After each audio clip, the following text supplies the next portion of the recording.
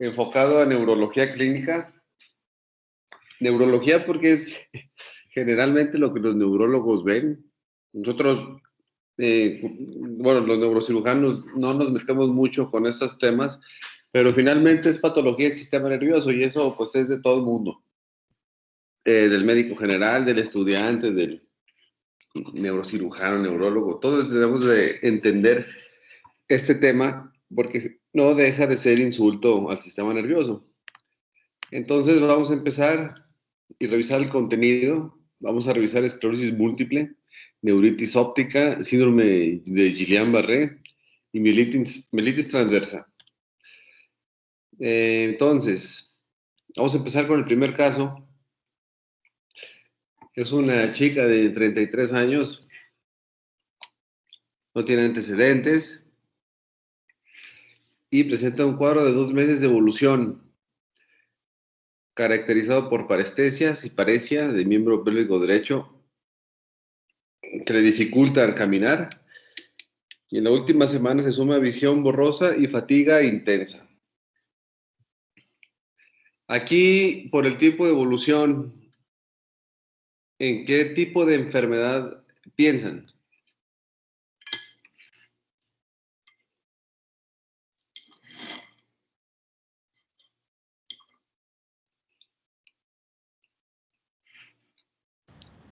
Quizá un tumor. Tumor, bueno. ¿Qué otra pudiera ser?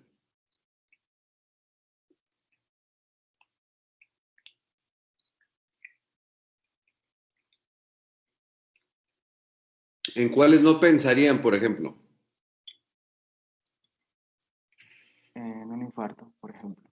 ¿En un infarto? Sí, es muy rápido un infarto. ¿En qué otra no pensarían? En un traumatismo, tampoco. Ok. ¿Un tumor puede ser? Sí, sí puede ser un tumor. Lo que es menos probable es un infarto y un trauma, por supuesto. Enfermedad infecciosa, algunas que se comporten como tumores, como un absceso también.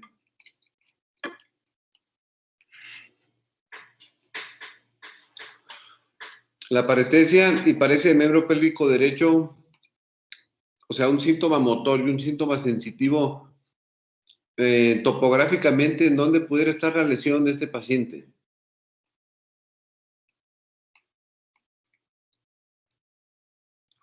¿En qué lugar se genera el movimiento de una extremidad? ¿A nivel medular?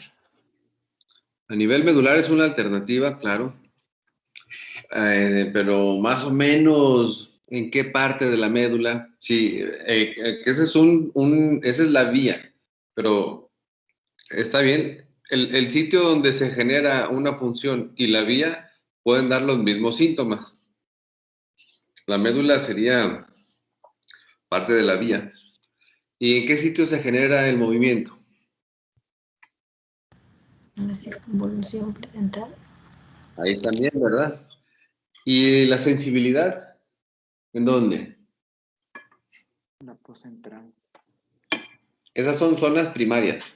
Y zonas secundarias, pues son zonas que están adyacentes de esos sitios. Y en la médula, el movimiento, lo que el compañero decía, ¿en dónde está el movimiento en la médula?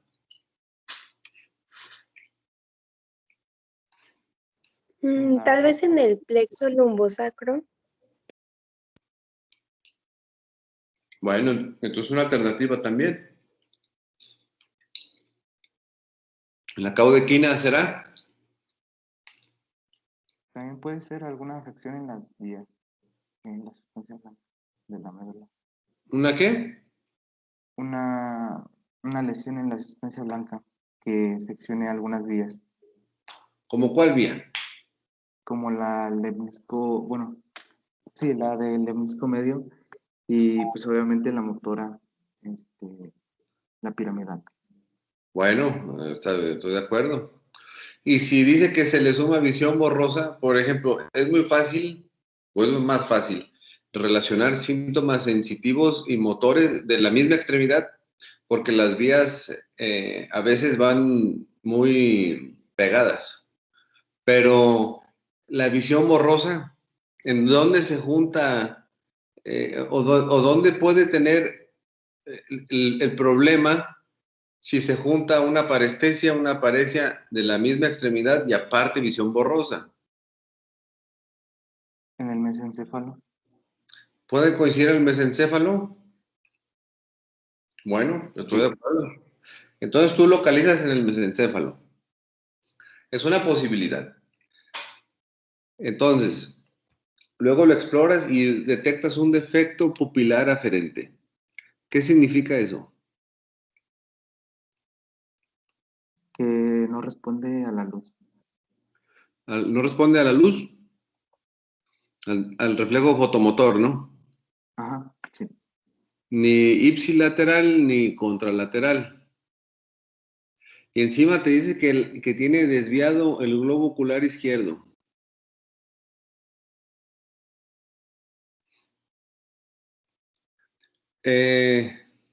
Si tiene desviado el globo ocular izquierdo hacia adentro, ¿en qué piensas?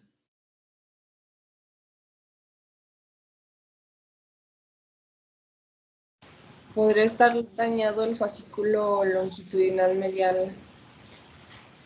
Y para que esté dañado ese, se puede dañar y solamente manifestar ese síntoma único o tiene que manifestarse alguna otra cosa en el otro ojo. Bueno, creo que también en el otro ojo. Bueno, si está aislado, ¿en qué núcleo o en qué nervio piensan? Hacia adentro, hacia la nariz, si está desviado hacia la nariz. En el núcleo del tercer nervio craneal. El ojo está centrado como si estuviera en equilibrio y si uno afloja a un lado, el lado que tiene más fuerza lo tracciona hacia él y el tercero tracciona hacia adentro, digamos en un Entonces, plano sería horizontal. el 6. En el sexto nervio craneal. Ajá, y si estuviera, por ejemplo, desviado hacia afuera, o sea, con predominio del sexto, pues el tercero es el que está parético.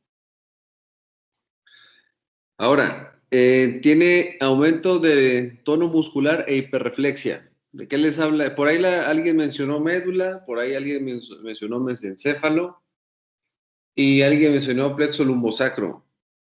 De estas tres alternativas, ¿cuáles se comportan con tono muscular aumentado e hiperreflexia? La médula, ¿no? Bueno, es que si está dañada la médula espinal en algún segmento, tiene a lo mejor, o sea, la vía que inhibe, por así decirlo, a que no haya hiperreflexia, está dañada, por eso hay hiperreflexia en la médula.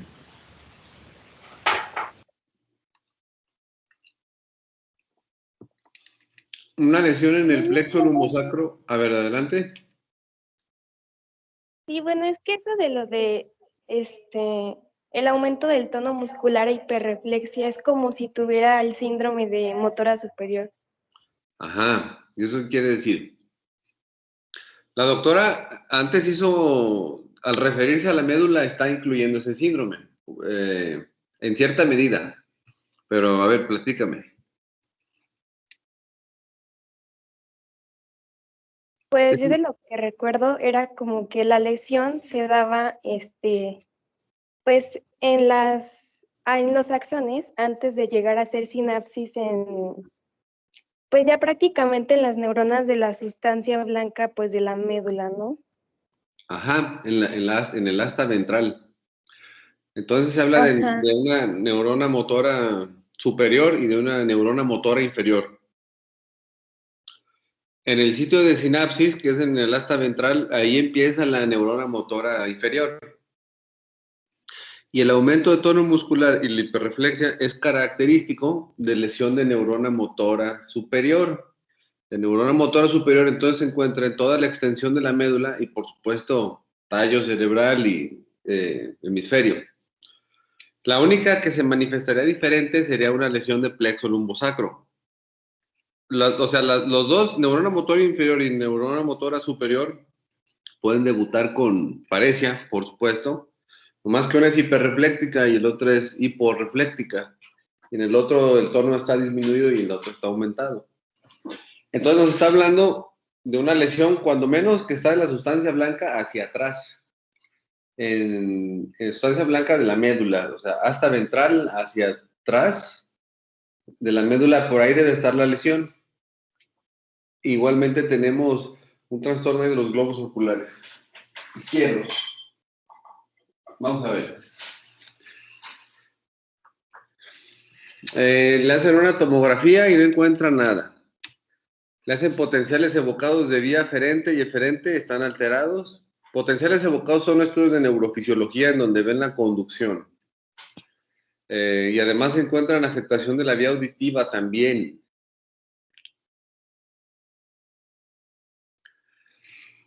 Entonces, tienen problemas en la agudeza visual, porque ve borroso. Tiene problemas en la función motor ocular, porque tiene un ojo desviado a otro lugar. Tiene trastorno auditivo, está asintomático, pero ya está documentado por un estudio de neurofisiología. Tiene alteración motriz y tiene alteración sensitiva. Tiene un montón de cosas.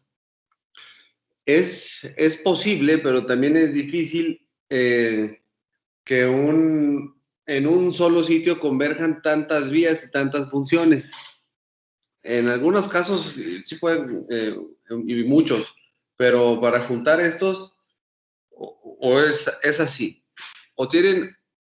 O comparten todos estos síntomas un mismo lugar de paso, o tiene más de una lesión. Entonces la pregunta es, ¿qué tipo de enfermedad o padecimiento se expresa en más de un lugar del sistema nervioso? Que llegue a más lugares. ¿En qué piensan ahí? En una infección. ¿En qué tipo de infección?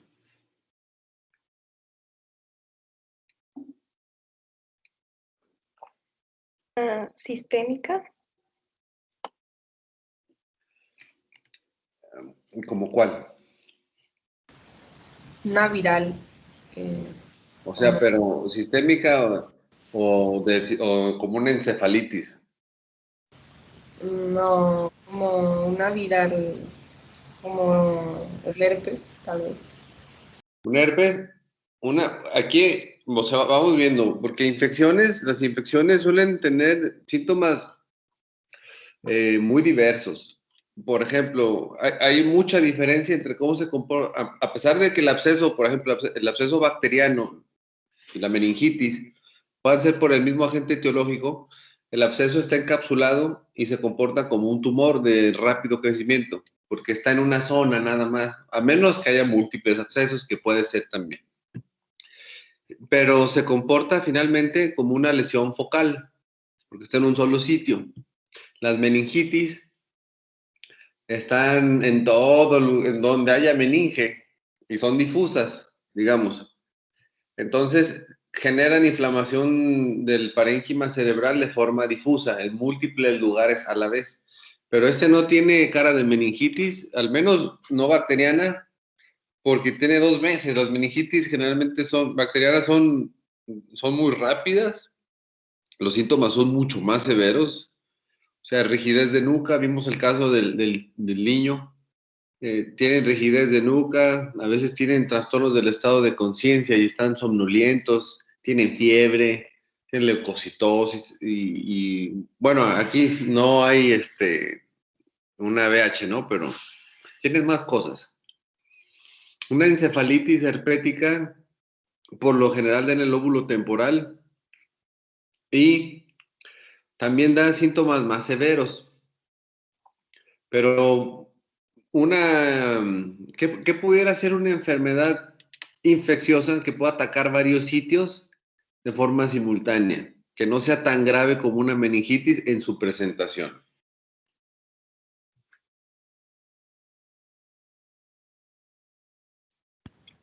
¿Puede ser una desmielinización?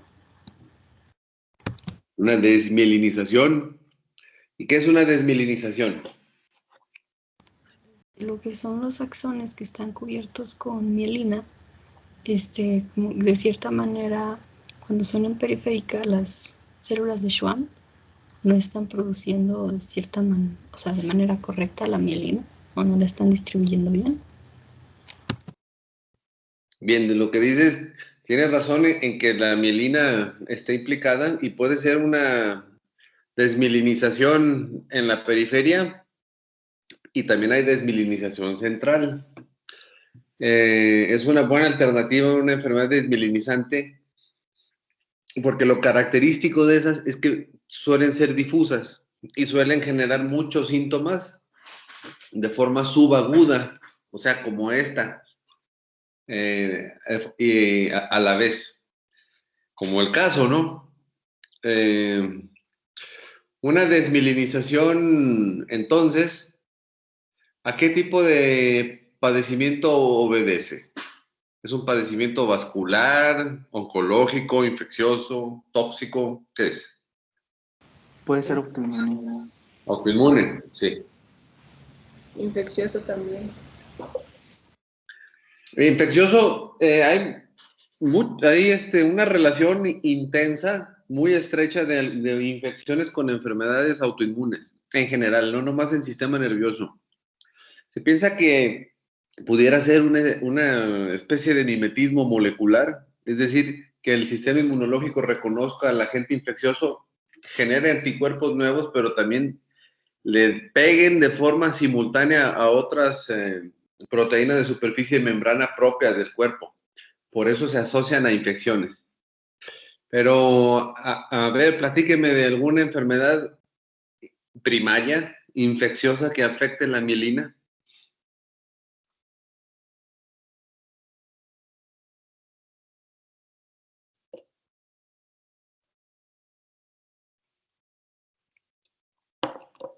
Yo honestamente no conozco ninguna, por eso te pregunto. A lo mejor hay una por ahí que se me esté pasando, pero volvemos, al menos estamos hablando de lo mismo, de una desmielinizante. Y si sospecha de una desmielinizante, ¿cómo lo puede confirmar o cómo lo puede descartar?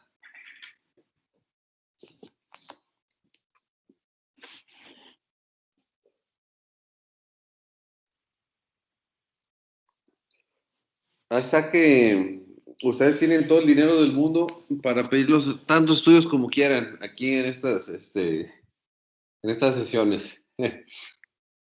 Como Sí, jugar al Monopoly. ¿Mande? sí es un proceso automático. Ah, perdón, Dimas. No, échale.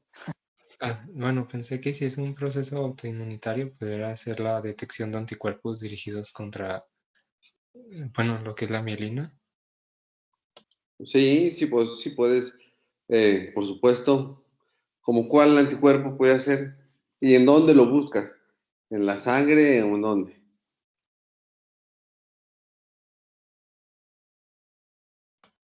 Supongo que sí sería un estudio a nivel sanguíneo, pero desconozco el anticuerpo como específico. Generalmente están involucrados lo que es la IgG, creo, Ujú. pero así como el nombre específico del anticuerpo no sabría decirle. Ok, bueno, está bien. Entonces tú pedirías un estudio de laboratorio, eso es buena idea. Y si estamos pensando en sistema nervioso central, ¿de dónde crees que sería conveniente tomar la muestra?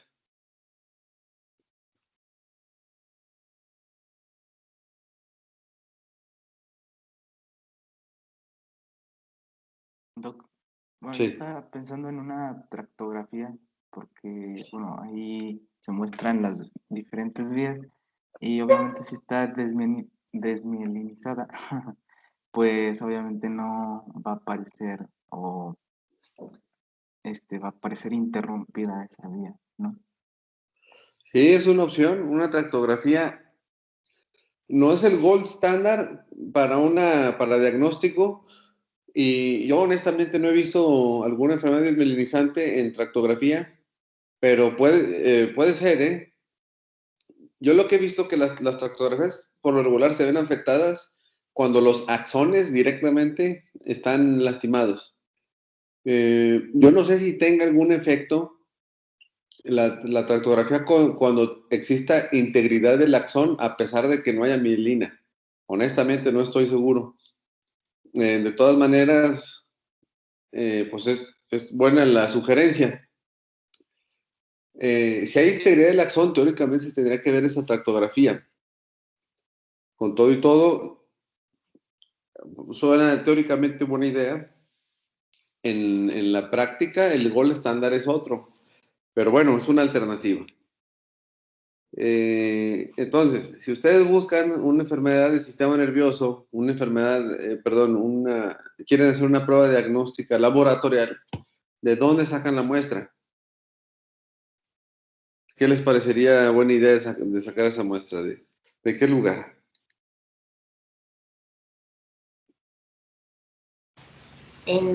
Tal vez en líquidos cefalorraquídeos.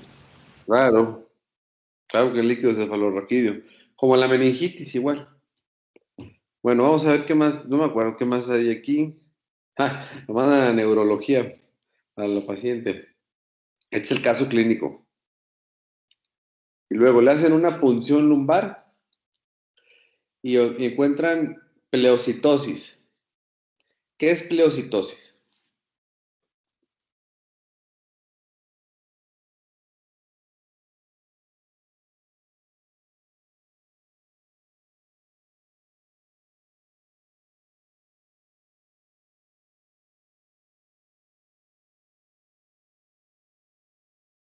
Pues no estoy segura si estoy bien, pero pues que hay muchas células en un fluido corporal.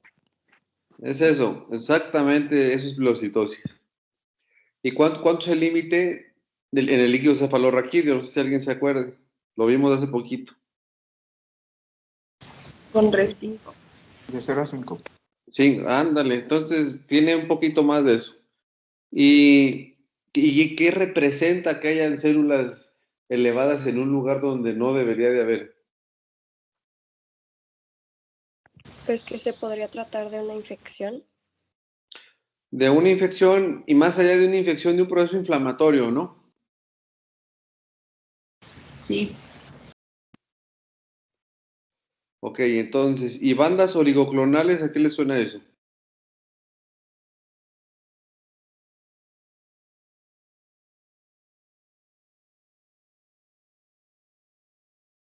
Por cierto, antes de continuar, se me hizo muy buena la sugerencia de la tractografía. Yo no la había visto, pero aquí ando revisando unas enfermedades desmielinizantes que se diagnostican tempranamente con tractografía. Así que esta es una buena observación, ¿eh? Y sí, totalmente de acuerdo. Bueno, ya quedó eso de la tractografía. Hay que continuar. ¿Cuáles son las bandas oligoclonales?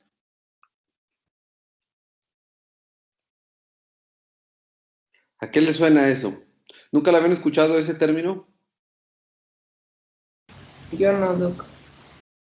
Bueno, No, yo tampoco. son inmunoglobulinas.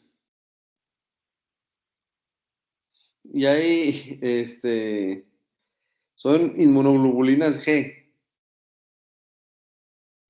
Entonces están hablando, en la presencia de anticuerpos y de muchas células, están hablando de un proceso inflamatorio, estamos de acuerdo. Independiente de la etiología, es un proceso inflamatorio. Y claro, la IgG se asocia más bien a padecimientos con más cronicidad que otro tipo o otra variedad de anticuerpos. Le hicieron tomografía y no encontraron nada. Le hacen resonancia y encuentran múltiples áreas hiperintensas en la sustancia blanca subcortical. Y también encuentran afección de varios segmentos de la médula.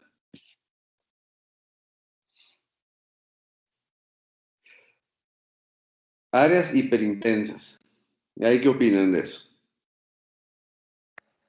Pues si es una lesión autoinmune desmielinizante, y a la vez están viendo ya en la resonancia magnética múltiples áreas, pues así con lesión, y en la tomografía no encontrado nada, nos podría hablar de, por ejemplo, una esclerosis múltiple. Bueno, lamentablemente en el caso no pusieron los estudios de la persona, pues yo puse unos que no son del caso, pero están hablando de la misma enfermedad de ahí.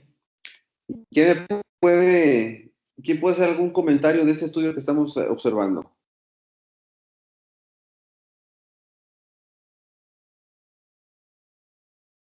Aquí nos están haciendo favor, por ejemplo, aquí. Nomás céntrense en esta imagen. Ya nos están diciendo que es un FLAIR. Es un estudio de imagen de resonancia magnética en corte parasagital, porque no está justo en la línea media, por eso es corte parasagital. ¿Ya? Y aquí vemos que la corteza es blanca, que la sustancia blanca es gris, y aparte el líquido es negro, ya nos está diciendo que es FLAIR, igual por acá abajo. ¿Cómo describiríamos esta imagen?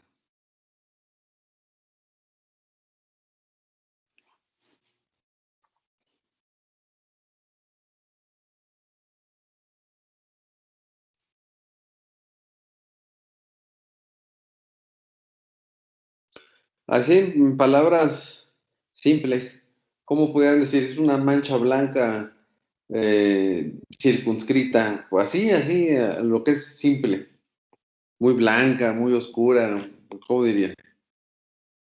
Pues podría decirse que tiene zonas hipertensas en lo que es el cuerpo calloso. Hiperintensas, ajá, circunscritas. Sí, pudiera estar claro, encima, ellos le llaman periventriculares, pero sí, el cuerpo calloso es el límite superior de los ventrículos, este es el ventrículo lateral, está oscuro de aquí. Este es núcleo caudado, la cabeza es núcleo caudado y el cuerpo. Se empieza para atrás y este es el tálamo, en fin. Sí, entonces, lesiones hiperintensas en FLAIR. ¿Qué diferencia hay en general? No esto, no es por esto. En general, ¿qué se ve aquí que no se ve en esta imagen?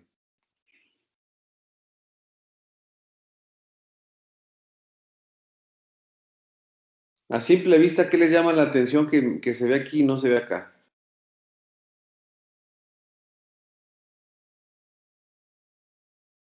Bueno, no sé cuál esté señalando porque no veo su puntero, pero, por ejemplo, yo me acuerdo que cuando estuvimos viendo, bueno, bueno, morfología del sistema nervioso, el doctor nos comentó que podría haber como atrofia cortico-subcortical, Ah, ok. cortico-subcortical, perdón. Entonces, Sí. eran como el tipo de lesiones hiperintensas, pero estaban circunscritas por un edema. Entonces, no sé, pero aquí pues no se ve edema. Entonces, pues, no sé. No hay demás. Bueno, a lo que yo me refería más bien, pero sí, si este cerebro está más atrófico que este, sí, estoy de acuerdo. Aquí se le ven mucho mejor los surcos que este otro y no está dematizado el cerebro en general, está normal. Lo que me refería son estos vasos. ¿Los ven? ¿Sí? ¿Ven mi cursor o no lo ven? Yo no lo veo. ¿No se ve? Ah, ya No. lo vi. Está arriba, ya lo vi. Ah, no, pues entonces bronca de ustedes, no mía. Ok, aquí está, miren. Síganlo. ¿Qué es esto que está aquí de blanco? Estas como rayas blancas que están en la imagen.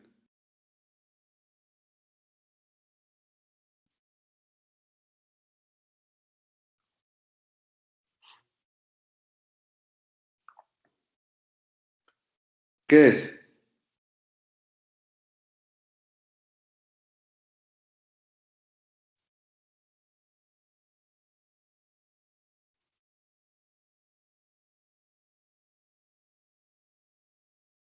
Yo al verlo, al simple vista, pensé primero que era como por lo mismo de la resonancia magnética que está potenciada en FLAIR, Pensé que eran los surcos, pero no sé. Este es flare, este no es flare. Esta es otra secuencia. Pero sí está viendo las rayas blancas, ¿no? Sí. ¿Y qué debería de haber en estos lugares aquí en la superficie del cerebro? Además del cerebro y líquido cefalorraquídeo. En un paciente sano. Pues nada, No, sí, ¿cómo no? ¿Vasos sanguíneos? venas. Son vasos sanguíneos. Esto es medio de contraste. Estos son plexos coroideos, pero como son muy vascularizados, se pintan muy bien con el medio de contraste. Este es el seno sagital superior, por eso se ve pintado, porque la vena trae mucho medio de contraste.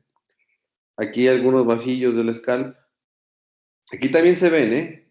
Solamente que aquí es mucho más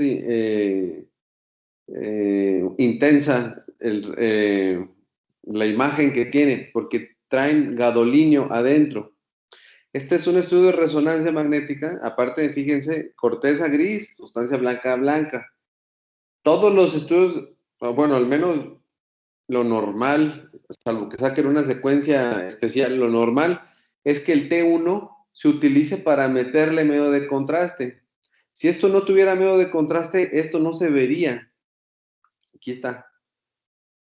T1 contrastado. Entonces, este es un estudio contrastado. Esto era lo que yo estaba interesado en que pudieran distinguir la presencia de vasos sanguíneos aquí y la falta acá. Bueno, en realidad no es que falta, tiene miedo de contraste y por eso se ven así. Cuando uno habla de procesos inflamatorios, como aumenta la permeabilidad de la zona, por la causa que quieran, los tumores, algunos tumores,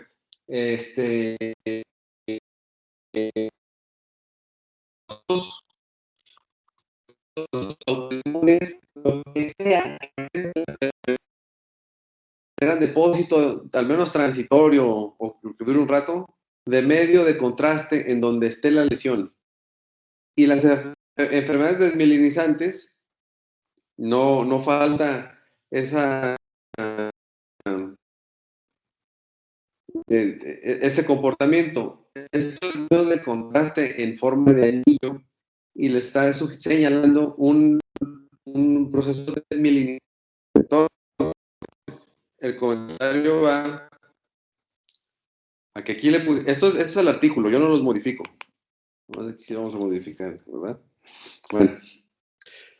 Sí le ponen resonancia con gadolinio, pero nunca describen aquí cómo se comportó con el medio de contraste. Solamente pusieron que tenía múltiples áreas hiperintensas. Y sí, aquí está, falta la médula. Yo les puse imágenes de un libro precisamente de esclerosis múltiple. Entonces, que quede claro que cuando uno piense en esclerosis múltiple, como en este caso algunos pensaron en ello, la resonancia se tiene que pedir, fíjense bien, con doble medio de contraste, 2 veces como comúnmente se pide, porque a veces las lesiones captan poco.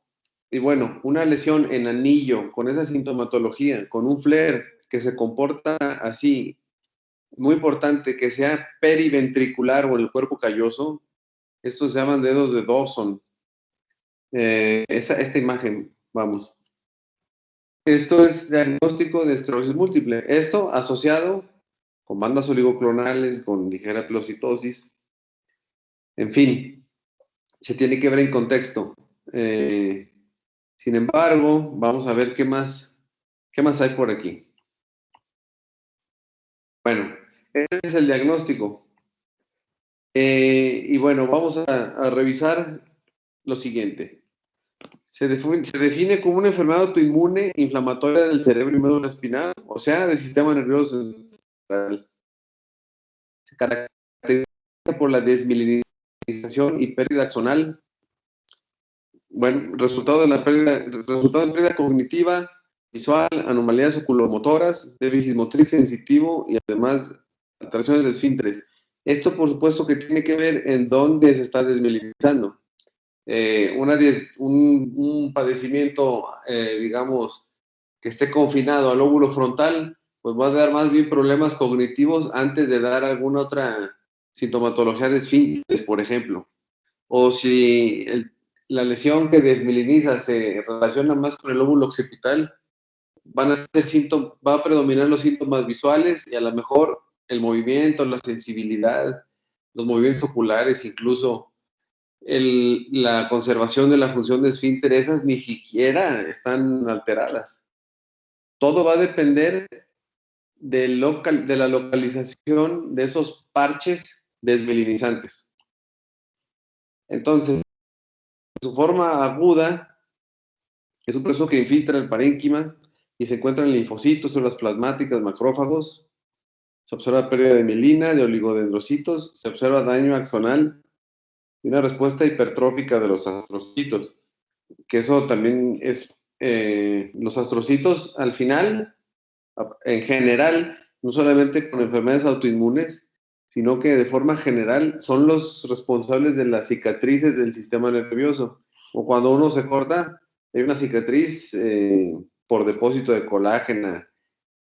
Estos astrocitos son los que hacen todo el trabajo de reparación final, que es un cerebro inservible en realidad, porque lo que nos interesa son las neuronas, no los astrocitos, pero aquí hay una respuesta astrocitaria importante.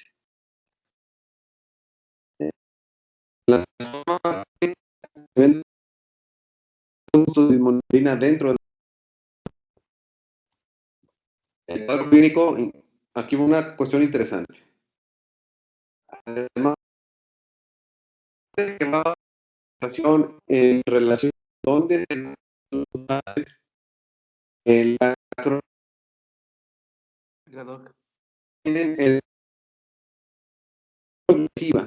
sí. ¿Puedes repetir eso? Sí, es que se traba mucho. Ay, que es que ahora se está sí cortando mucho, ¿verdad? Sí, ahora sí. Se está cortando mucho. Para eso sí son buenos para juntar, de verdad. A ver, ¿ahí se sigue cortando o no? A ver, pues, ¿podrías deja ver. lo de ahorita, por favor? Pero, o sea, lo único que estoy diciendo, estoy leyendo en voz alta lo que están observando, pero lo que agregué, me avisan, por favor, de todas maneras, si no es muy claro lo que digo, tanto que no me explique bien si se corta. Decía que los síntomas van a depender siempre, como en cualquier padecimiento del sistema nervioso, en donde aparezca la patología. Si aparece en médula, pues tendrá una sintomatología en particular, en el bulbo, en la protuberancia, siempre va a variar, inclusive en la corteza o en la región lobar, en fin. Eso es muy variable, pero lo característico de este tipo de enfermedad es la cuestión también cronológica. En una línea del tiempo, cómo es que se comporta la enfermedad y tiene varios patrones de comportamiento. Lo vamos a ver. ¿Ya no se cortó o se cortó un poquito? No, ahora sí se escuchó bien. ¿Ahora sí? Ahora sí ya se escuchó. Bueno, vamos.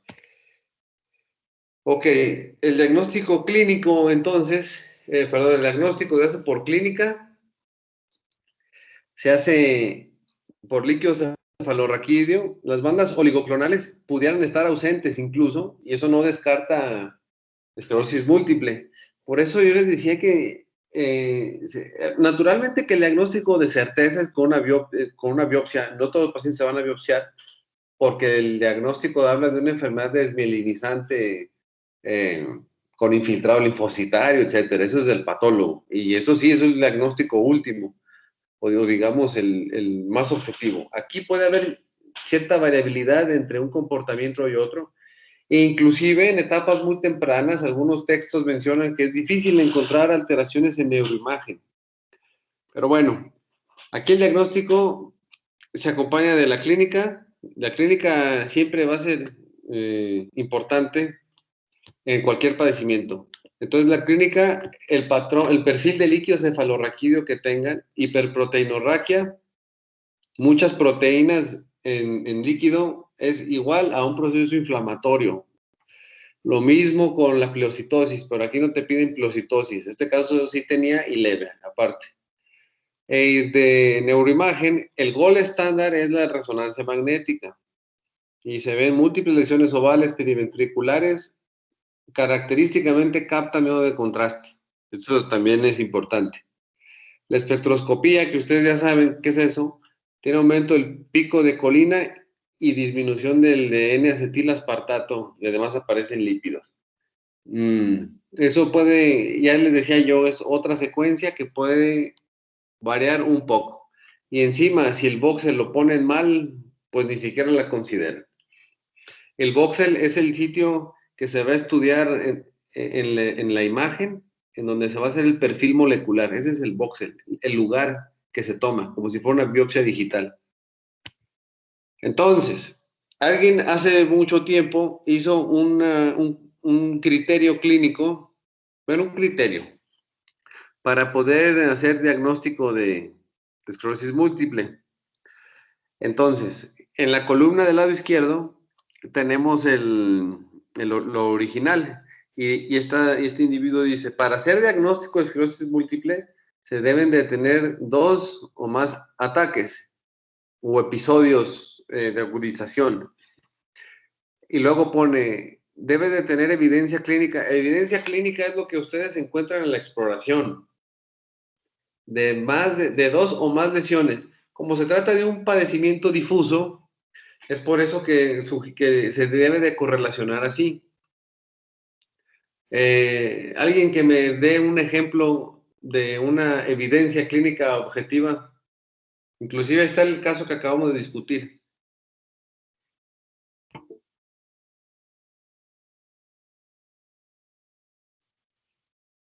Síntomas, en otras palabras, o signos.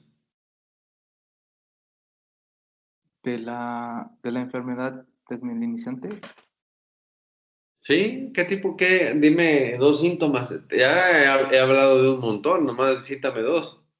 Por ejemplo, la espasticidad y la hiperreflexia. Espasticidad, hiperreflexia, trastorno motor ocular, disfunción vesical, trastorno cognitivo, deficiencia visual, trastorno auditivo, un montón de esos hay. Otra manera de hacer diagnóstico, bueno, y cuando se tiene este perfil en donde ya se conoce que tiene 2 o más ataques y se conocen clínicamente evidencia de 2 lesiones, no necesita teóricamente así algún estudio adicional. Si se tiene 2 o más ataques y aparte la evidencia clínica de una lesión, se sugiere realizar un estudio de resonancia magnética o esperar a ver si aparece otro ataque. Un ataque y clínicamente 2 lugares lastimados. Se busca bandas oligoclonales, o bien se hace el estudio de resonancia magnética. Cuando hay un ataque y una lesión clínica, se tiene que hacer estudio de resonancia magnética, esperar a que haya otro ataque, el último cuadro sería la presentación más difícil de diagnosticar porque podrían ser más, o tendría más diagnósticos diferenciales. Un cuadro neurológico progresivo. Pueden ser muchas cosas más, a diferencia que estas que aparecen como ataques y siempre hay ataques. Eso es lo característico de la esclerosis múltiple. Cuando no se tiene esa clínica tan característica, hay que irse a buscar lesiones con la resonancia magnética, punción lumbar, etc. Entonces, este es el cuadro que pueden utilizar como para hacer diagnóstico. Ahora, cuando yo me refiero a que tienen un comportamiento en particular, esta tabla es muy importante en general. Así se deben de observar las enfermedades neurológicas. Hay que ver la presentación de síntomas y observarla en una línea del tiempo. Si ustedes se fijan, cuando menos, así se llaman, clínicamente así se subdivide la esclerosis múltiple. Recidivante remitente, secundaria progresiva, progresiva primaria y progresiva recidivante. Todas, excepto la progresiva primaria, tienen ataques agudos y luego se quitan los ataques. A eso se refiere con ataques. Por eso es tan importante la presencia de ataques en la cuestión clínica para hacer diagnóstico. Todas tienen ataques menos la progresiva primaria. La progresiva primaria aumenta, se estanca, vuelven a aparecer síntomas nuevos, porque los otros nunca se fueron, ya que hace como mesetas. Vuelven a aparecer síntomas adicionales y vuelve a ser otra meseta. Esa es la progresiva primaria y si lo ven, las progresivas siempre tienen una tendencia oblicua en la gráfica. Y, por ejemplo, la recidivante remitente, esa tiende a estancarse. En general, el pronóstico no es muy bueno de esta enfermedad y sobre todo va a variar de acuerdo a la expresión clínica que tenga. Finalmente, las que son progresivas, que son 3, pues tienden a agravarse mucho más que la remitente recidivante, que puede, con suerte, quedarse estancada. Entonces, es el comportamiento clínico. ¿Y cuál es el pilar de tratamiento de ese tipo de enfermedad?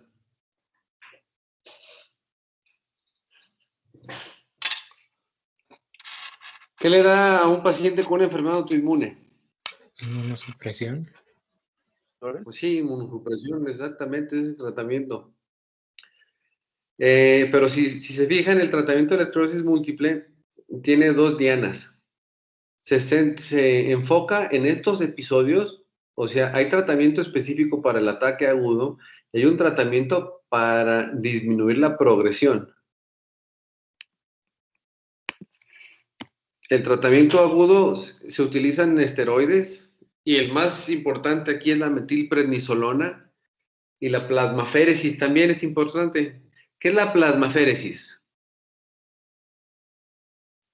Es bueno, que un donador pues le dona a la persona, en este caso la que tiene esclerosis múltiple, plaquetas.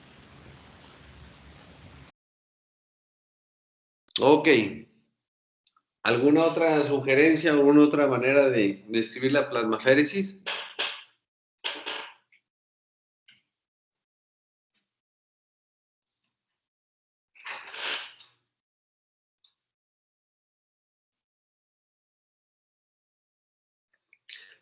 La plasmaféresis es un método que se utiliza en algunos escenarios. En este escenario en particular, se utiliza para filtrar los complejos de anticuerpo y regresarle su plasma sin esos anticuerpos que se van a ir a fijar a la mielina por ahí.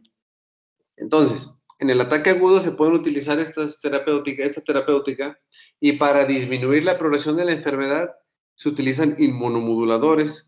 Yo aquí les cité algunos que recomiendan por ahí. Este primero que les puse, mitoxantrone, no sé cuánto tiempo tenga en el mercado, me parece que es de lo más actual que hay, porque lo revisé en un artículo relativamente reciente. En fin, que sepan ustedes de qué se trata la esclerosis múltiple, cómo se comporta clínicamente, que puede variar su diagnóstico clínico, radiológico y el líquido cefalorraquídeo también, y en qué consiste el tratamiento, en resolver los ataques agudos y en prevenir progresión de enfermedad. ¿Alguna duda hasta aquí con esclerosis múltiple?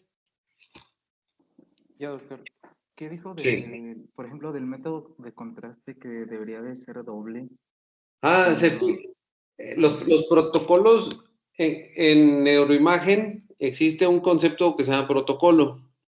Los protocolos, bueno, no nada más en neuroimagen, en un montón de cosas. En el tema de neuroimagen existen protocolos, por ejemplo, para infarto cerebral, en donde pides, por ejemplo, el protocolo de tomografía, pides perfusión.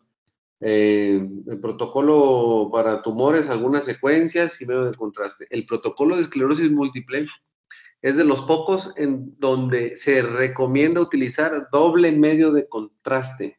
Eso fue específicamente lo que dije.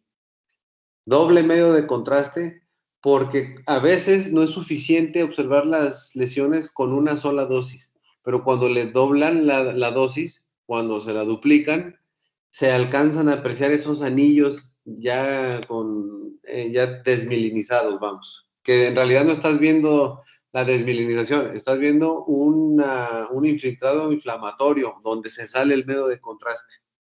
Doble medio de contraste, en conclusión. Ok, entonces con doble medio de contraste usted se refiere a la dosis. A la No dosis. Sí. no utilizar otra sustancia que no sea gadolinio. No, es gadolinio, pero a doble dosis. Ah, ya. Muchas gracias. De nada.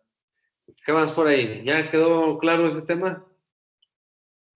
Doctor, bueno, yo nomás tenía una duda en cuanto a qué se refiere con ataques, a los síntomas clínicos.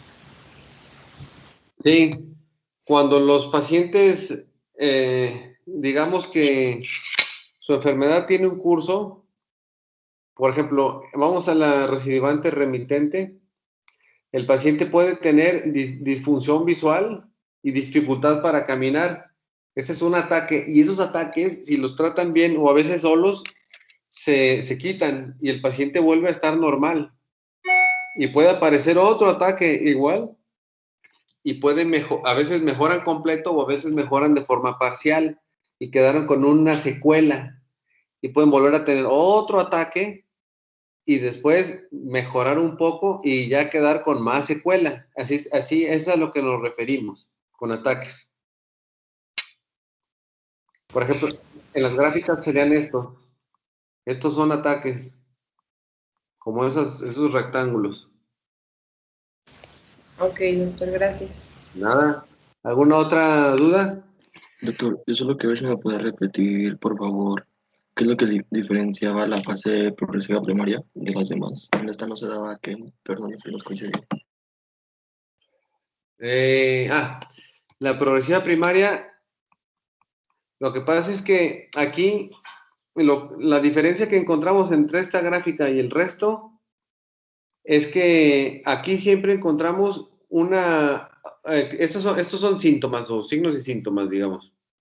Encontramos que se presentan y puede haber una oportunidad de mejoría. Esa es la diferencia entre todos los demás y la primaria, que en la primaria nunca mejora nada.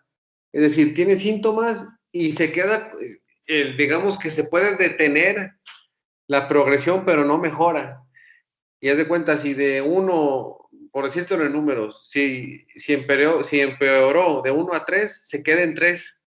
Y la única alternativa que hacen ellos es de 3, quedarse muchos meses así, y de repente de 3 subirse a 5, y quedarse en 5 y ya no baja nunca. A diferencia de las otras, que puede ir, por ejemplo, de 1 a 4, y a los 3 meses de 4 se va a 2, otra vez. Bajan. Pero la progresiva primaria nunca mejora. Muy bien, muchas gracias. Perdón. ¿Alguna otra duda?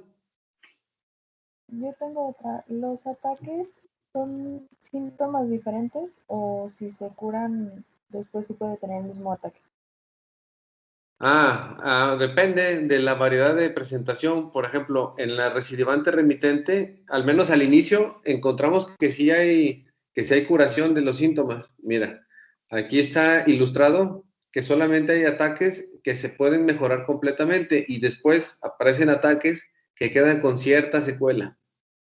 Aquí también, secundariamente progresiva, puede ser que haya cierto grado de curación, y la progresiva recidivante y la progresiva primaria o la secundariamente progresiva ya avanzada, ya no hay vuelta a estar totalmente sano. Siempre se van quedando con algún nivel de secuela que se va sumando progresivamente de acuerdo si hay o no hay ataques nuevos, o en el caso de la primaria, si hay, es lo mismo, ¿no? Si vuelven a agregarse síntomas, nunca desaparecen y nunca mejoran, pero eso es exclusivo de la progresiva primaria. Porque es muy importante que quede claro el comportamiento de estas gráficas. ¿Alguna otra duda? Doctor, mencionó dos tratamientos, uno era para el ataque agudo y otro era para reducir la progresión de la esclerosis. ¿Ese qué se le daría? La progresión de la enfermedad es inmunomoduladores. Son estos de acá. Y ahí discúlpenme el acento este que no, que luego me da problemilla. No se me pasó, pues, total.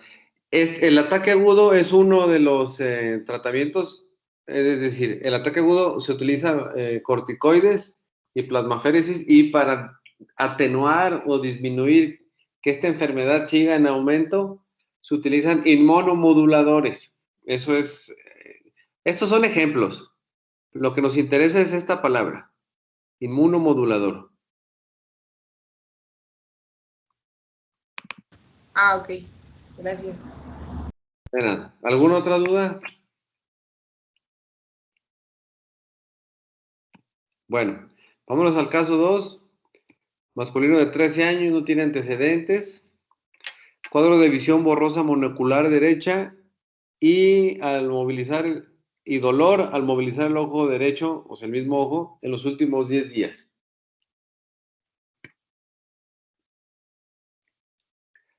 ¿Qué piensan ahí?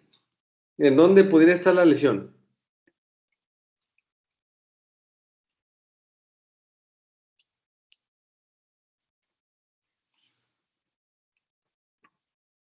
Ahora sí en mesencéfalo.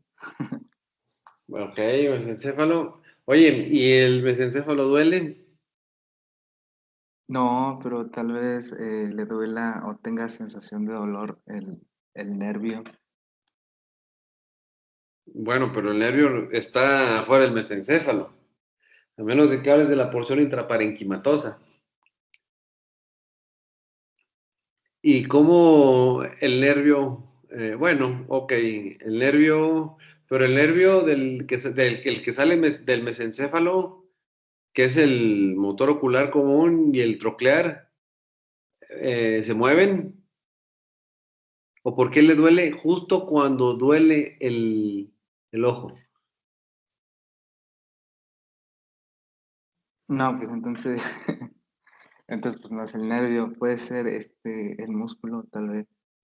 El músculo, bueno, puede ser el músculo. Visión borrosa, ¿qué debería tener, qué debería estar afectado en el mesencéfalo para tener visión borrosa?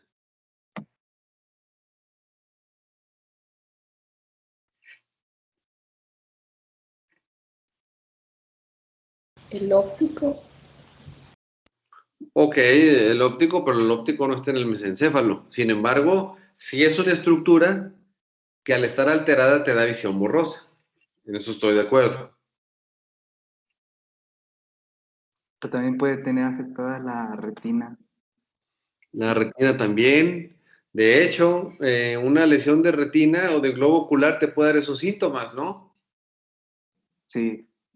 O sea, un glaucoma, por ejemplo, un ataque agudo de glaucoma te da déficit visual y te da dolor del globo ocular. Así como está, igualitito. Esto puede ser un glaucoma también. Nadie te puede decir que no. Entonces, le hace la exploración neurológica.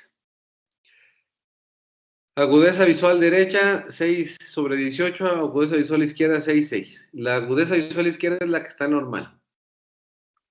Le haces exploración por colores y las cartas de Ishihara, el ojo derecho con severa limitación, ojo izquierdo normal. Entonces, ya estamos hablando de algo también de la percepción de la imagen, además de que está borrosa. Los movimientos oculares son completos, conjugados, pero doloroso en ojo derecho. Defecto pupilar aferente en ojo derecho, segmento anterior bilateral normal, y así está el fondo de ojo. ¿Qué esperaremos encontrar en un glaucoma? No han llevado oftalmología, ¿verdad? ¿O sí? No, No, doctor. El glaucoma es un padecimiento ocular en donde se caracteriza por incremento de la presión intraocular. Y eso genera cambios vasculares en la retina. Pues sí. esperaríamos encontrar lo que se le llama hilos de plata y zonas con isquemia. Sí, pudiera ser. Ahora, aquí lo importante, más allá de entrar a lo mejor en detalles, aquí uno tiene la alternativa de comparar un ojo con el otro ojo. Así, pero sí tienes razón. Es como uno lo encuentra. Este es el ojo derecho y este es el ojo izquierdo. En realidad no tiene ninguna diferencia porque su problema no lo tiene en la retina. Si no, ya hubiera salido, incluyendo en el glaucoma, que tampoco el problema es ahí, pero se observan en la exploración de fondo de ojo, se observan algunas alteraciones. En este caso, la lesión no es en la retina, por eso eso se ve igual. Inclusive, yo pudiera decir que se aprecian quizá un poco más rectificadas estas arterias que las de acá, al menos con algunos ejemplos. Pero entonces, no tiene síntomas y no tiene fondo de ojo alterado. Pero tiene síntomas. Síntomas encima aparentemente locales. ¿Por qué? Porque no puede ver colores con ese ojo, exclusivamente con ese ojo. Los movimientos oculares el hecho de que tenga los movimientos oculares respetados está sugiriendo bastante que el mesencéfalo esté normal. La lesión de mesencéfalo se caracteriza por no poder movilizar bien el ojo. Es lo que más hay en ese lugar, núcleos motores. Defecto pupilar aferente, esto nos habla otra vez de percepción. Y aparte de la retina o después de la retina, ¿quién tiene que ver con la percepción?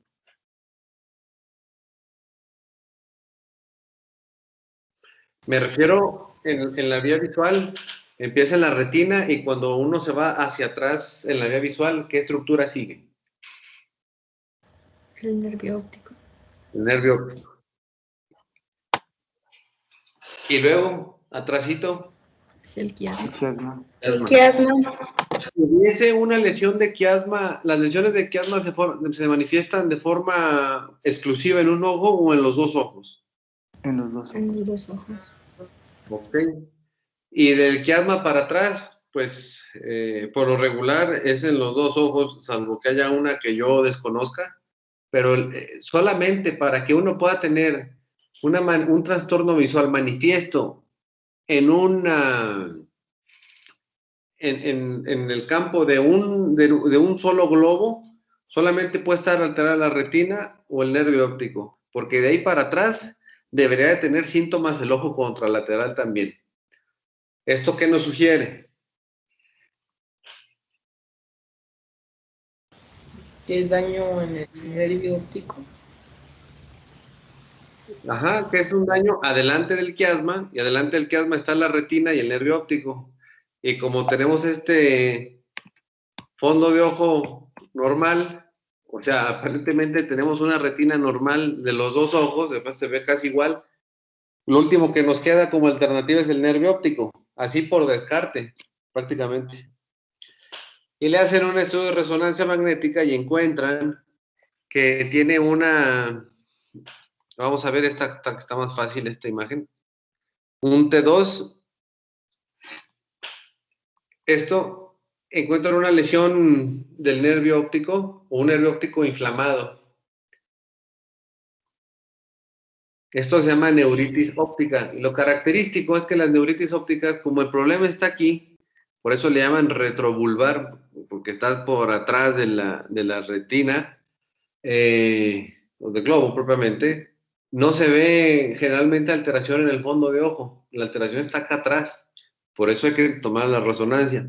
Y como tiene síntomas, en este paciente tenía síntomas unilaterales, no había de otra. Es una lesión de esta estructura nada más. O era de la retina antes de explorarlo, o era del nervio óptico. Cuando se tiene un trastorno visual monoocular, que el ojo completo no ve bien ninguno de los semicampos y el ojo izquierdo ve bien sus dos semicampos, el problema está delante del quiasma. Delante del quiasma nomás hay dos cosas, la retina o el nervio óptico. Y si la retina en el fondo de ojo está bien, pues nomás tienes esta alternativa. Entonces, ¿cómo se llamó esto? A ver si no es el nombre del... ¿Neuritis óptica? Neuritis óptica, sí. Neuritis óptica. Exactamente. Y se les da otra vez metilprednisolona. Aquí estas enfermedades autoinmunes, el tratamiento, cada vez que salen fármacos nuevos, especialmente esos inmunomoduladores, hay alternativas para dejar los esteroides, pero por lo pronto sigue siendo el de siempre, que es la metilprednisolona. Vamos a ver la neuritis óptica. Entonces, se define como un proceso inflamatorio del nervio óptico. Habitualmente está asociado a esclerosis múltiple y se presenta en forma de neuritis óptica desmielinizante. La inflamación de ese nervio óptico es en realidad una inflamación de su vaina de mielina. Es porque la mielina está siendo atacada por complejos otra vez, linfocitos y demás, y es lo que está dematizándose. Es la mielina nuevamente. Por eso se asocia a esclerosis múltiple. El cuadro clínico puede ser de un solo ojo o puede ser de los dos ojos. En este caso fue de uno solo. Y lo característico es que le duela el ojo. No lo leí, pero yo sé que la duramadre tiene inervación para dolor y la duramadre sí se extiende hasta el nervio óptico, lo rodea. La duramadre de adentro sí se sale hasta allá también. Así que no sé si esa inflamación genera efecto de masa sobre la duramadre y eso es el origen del dolor. Yo me imagino que puede ir por ahí. Sí les digo que me imagino porque no lo encontré en un lugar. Sí debe de estar por ahí a lo mejor algún reporte. Bueno, cuando dicen que tiene percepción lavada, se refiere como si estuvieran viendo a través de un vidrio que le ponen agua en la superficie. Así se ven los colores, así no se ve definido, las imágenes no son nítidas en absoluto. Y ellos lo refieren especialmente el color rojo como el color con más irregularidades en cuanto a sus límites. En la exploración encontramos disminución de la agudeza visual característico. Puede haber alteraciones en la campimetría. La campimetría es un método de exploración para valorar los campos visuales. Y se manifiesta cuando hay lesiones monoculares o binoculares también. La campimetría es como así el método diagnóstico clínico más relevante para valorar la vía visual, o al menos de los más importantes. Trastornos en la percepción de color, eso uno lo identifica con unas cartas que se llaman cartas de Ishihara. Ya cuando los que puedan asistir a las asesorías presenciales, ahí las vamos a revisar. Pueden tener escotomas centrales. Otra vez. ¿Alguien sabe qué es un escotoma central? Sí, bueno, según yo es como dentro de su campo visual ve una mancha o una parte donde no puede percibir lo que tiene de frente. Y en el fondo de ojo se vería como una mancha. Una manchita. Sí, exactamente. Un escotoma es la ausencia de imagen que puede variar en tamaño en el campo visual. Bueno, puede haber defecto pupilar aferente y el fondo de ojo se puede ver normal y además muy sugestivo. Aquí dice, tal cual. Si se ve una cosa en el fondo de ojo, tiene que pensar en otro diagnóstico porque lo patognomónico es que la retina esté normal. Eso es importante en la neuritis óptica. Ok. Diagnóstico, que puede tener bandas oligoclonales y además eso es un predictor para que desarrollen esclerosis múltiple, si acaso no la desarrollaron, porque al revés, la mitad de los pacientes que tienen esclerosis múltiple presentan neuritis óptica Y bueno, y varios que tienen uritis óptica pueden desarrollar esclerosis múltiple. Entonces, el diagnóstico pues se hace descartando lesión de retina con exploración y además con el estudio de imagen se va a ver engrosamiento del nervio óptico. El tratamiento es, nuevamente, si tiene un ataque, se les da esteroides y a largo plazo se pueden utilizar inmunomoduladores, nuevamente. Así que podemos ir definiendo que en las enfermedades autoinmunitarias, al menos del sistema nervioso, para los ataques agudos se pueden utilizar tratamientos como la plasmaféresis para eliminar anticuerpos, que son autoanticuerpos, o bien esteroides. Y para las fases crónicas, para, digamos, el tratamiento de sostén para evitar recidivas y para mejorar la enfermedad en general a largo plazo, son inmunomoduladores. Como que va a aplicar para, como que aplica para todo. Y aquí tenemos un ejemplo de resonancia magnética con dos variedades. Aquí tenemos una monocular derecha. Bueno, es monocular propiamente, pues es decir, con un nervio óptico nada más, que capta medio de contraste. Y aquí tenemos una binocular, o de los dos nervios ópticos, que inclusive llega hasta el quiasma. Este paciente, naturalmente, que va a tener una presentación clínica peor que este, porque aquí como quiere estar respetado todavía su ojo izquierdo. Aquí no. Aquí están los dos involucrados y es una manera de presentarse también este padecimiento. ¿Quedó alguna duda? Si no, vamos a avanzar. Caso 3. Masculino de 49 años, sin antecedentes crónicos. Tuvo cuadro gastrointestinal 13 días previos a su ingreso, nada más, y aparte autolimitó. Alguien hace rato dijo un comentario respecto a las infecciones. Este ya lo tuvo. Hace 13 días tuvo ahí una cuestión gastrointestinal, aparentemente sin mayor secuela. Y dice que tiene 10 días de evolución con cefalea hemicraneana izquierda, diplopía, vértigo, cuadriparesia de predominio proximal, ataxia y dolor periorbitario bilateral. Este sí está medio atípico. Entonces, tiene síntomas muy variados, predomina el dolor y observamos síntomas. Esto sí, la diplopía, en este caso no especifican qué diplopía era, porque puede haber diplopia binocular cuando hay una desviación de un ojo, o puede haber diplopia monocular cuando se desprende o cuando hay luxación del cristalino. Le hacen cerrar un ojo al paciente y el ojo que tiene luxado el cristalino se hace una imagen doble. Esa es la diferencia entre uno y otro. Uno es por una luxación de cristalino y la otra es por una desviación de un ojo. Entonces, en este caso supongo que no era por el cristalino, porque eso es una cuestión de oftalmología, no de neurología, y el caso era de neurología. Entonces, diplopía binocular, vértigo, otra vez cuadriparesia y ataxia. ¿En qué piensan cuando ven todos esos síntomas?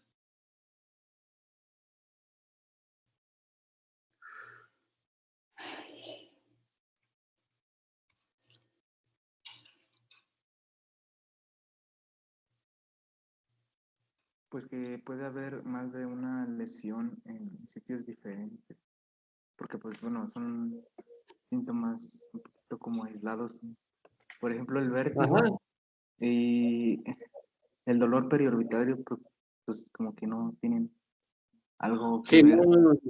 no se relaciona, y además estamos viendo lesiones difusas. Pero sí, cierto eso. Bueno, la cuadriparesia y la ataxia, esas sí se relacionan, porque la ataxia al final es trastorno de la marcha. Puede haber ataxia. Ataxia es un síntoma y puede tener muchas causas.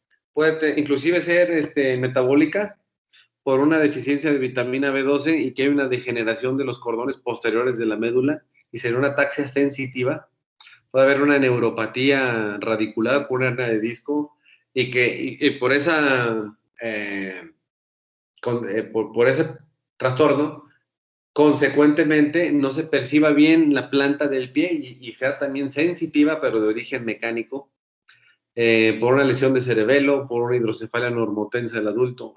La palabra ataxia engloba una infinidad de causas, pero no está sola, también está la cuadriparesia. Y como que por qué una cuadriparesia otra vez con dolor priorbitario y de la mitad de la cabeza lo vuelve. Yo estoy de acuerdo, esto a mí me sugiere que los síntomas sean múltiples por una causa que a su vez es múltiple. Exploración neurológica, oftalmoplegia bilateral, o sea, no mueve los ojos. Cuadriparesia, tiene debilidad de las extremidades superiores e inferiores. Ataxia, y aparte está con arreflexia. Esto sí, yo les quiero comentar una cosa. Hace rato hablábamos de las manifestaciones de neurona motora superior y de neurona motora inferior. Cuando el síndrome de neurona motora superior se caracteriza por hiperreflexia y el de neurona motora inferior por hiporreflexia. Algunas enfermedades de la neurona motora superior o algunos procesos que la afecten, que sean de la primera neurona, en la forma inmediata debutan con arreflexia. Conforme transcurren las semanas, ya se ponen hiperreflécticos. Así que cuando lean arreflexia, no se vayan de forma inmediata a pensar que es de nervio periférico, porque puede ser más bien la presentación inicial de una lesión de neurona motora superior. Nomás hay para que lo consideren. Y le hacen todos los estudios habidos y por haber, tomografía, resonancia, punción lumbar y laboratorios generales normales. ¿Qué les parece?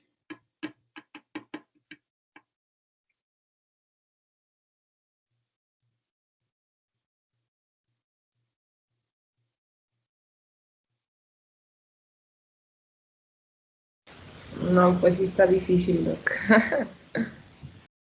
Ahora, lo de la reflexia, yo se los comento, pero no necesariamente le estoy sugiriendo que sea un problema de neurona motora superior nuevo, pero porque lo leí, sí existe.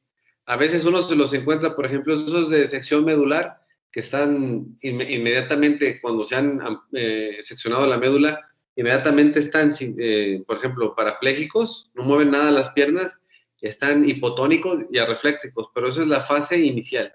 Y ya al rato, con el paso de algunos días, se ponen súper rígidos y con una respuesta, hasta una que se llama respuesta de Redock, que flexiona las piernas de forma involuntaria, en fin. Ok. Si fuese arreflexia, si la única pista que tenemos es un cuadro infeccioso, eso es importante, ¿eh? Esta enfermedad, que yo ya me acordé cuál era, que me acordaba ahorita. Esta enfermedad, como agente o como asociativo, en primer lugar tiene una infección, es una infección de Campylobacter jejuni. Ese es así como que característico de que días antes tuvo un proceso gastrointestinal y debutan después con toda esta sintomatología por la presencia de Campylobacter, pero no es el único. Pero les voy a dar una pista. Hay procesos virales de vías respiratorias superiores que también dan ese tipo de padecimientos. Las vacunas también. Ya con esos datos ya se pueden ir imaginando de qué se trata. Y encima, si tiene una resonancia lumbar, una tomografía, una resonancia, una punción lumbar y una tomografía aparentemente normal, probablemente el problema no sea en sistema nervioso central.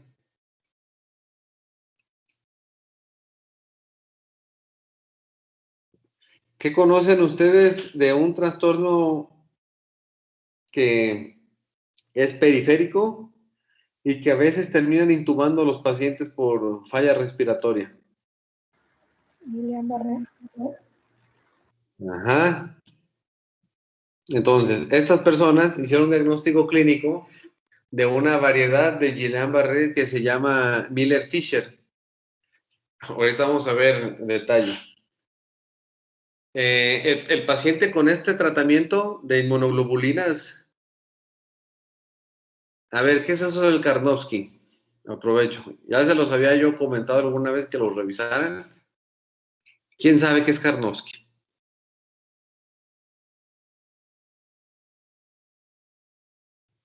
Bueno, otra vez, revísenlo.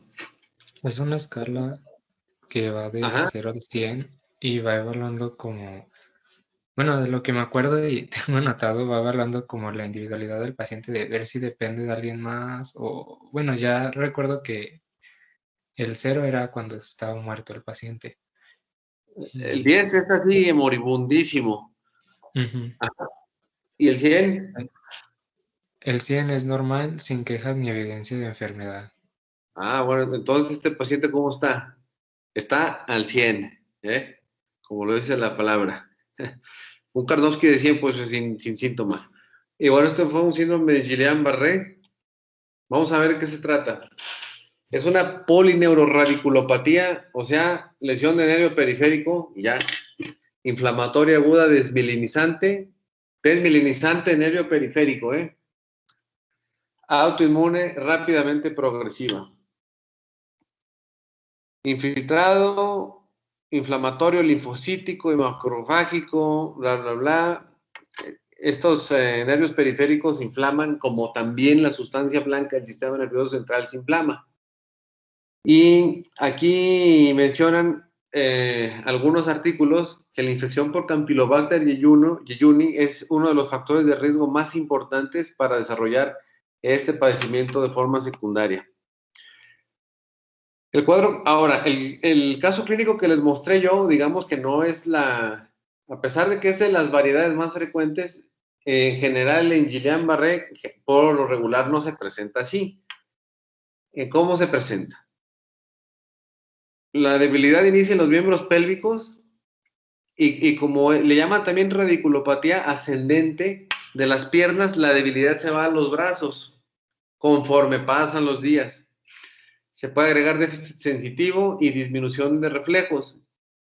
Lo característico es que los esfínteres, no se ven afectados y en etapas avanzadas, como se considera como una enfermedad que progresa de forma ascendente, el hecho de que lleguen a los músculos de la faringe y a los respiratorios hablan de un nivel más alto todavía.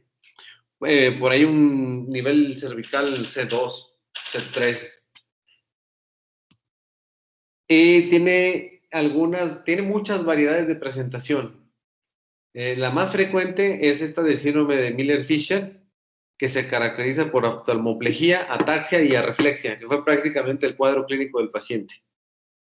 Lo más que diferencia del síndrome de Guillain-Barré así clásico, esos pacientes no tienen oftalmoplejía o por lo regular no lo presentan. Existen muchas variedades clínicas, incluso existen variedades clínicas en donde no se desmielinizan las fibras. Se lesiona directamente el axón y tienen un pronóstico un poquillo peor. Finalmente, no les puse más ejemplos de variedades porque son muchas y se interesa que se aprendan el concepto de que se trata de una enfermedad desmielinizante de sistema nervioso periférico.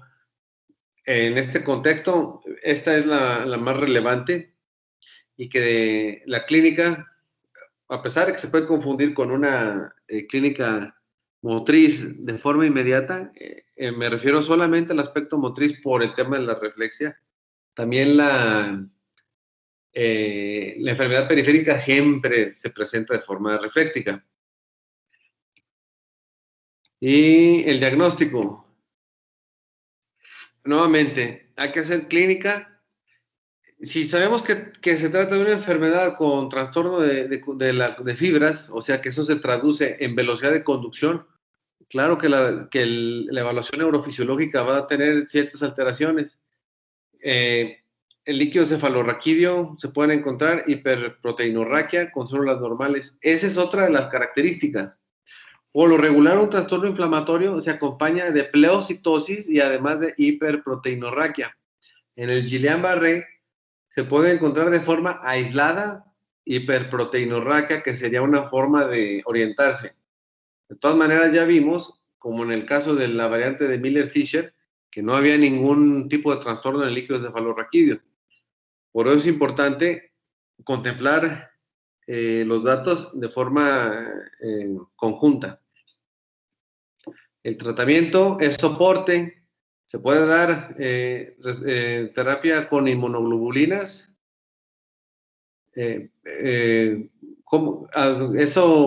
¿Cómo funciona?